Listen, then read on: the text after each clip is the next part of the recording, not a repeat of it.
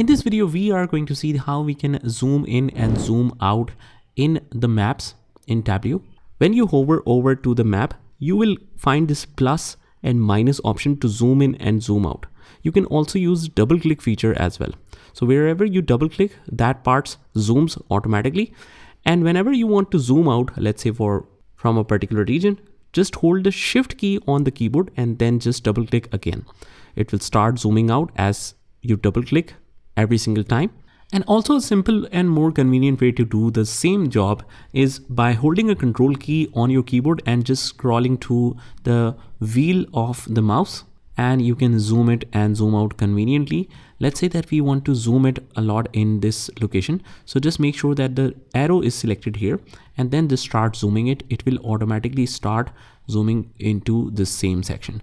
So here is how you can use the basic zoom in and zoom out feature in Tableau. Just try this by yourself and I will see you in the next one.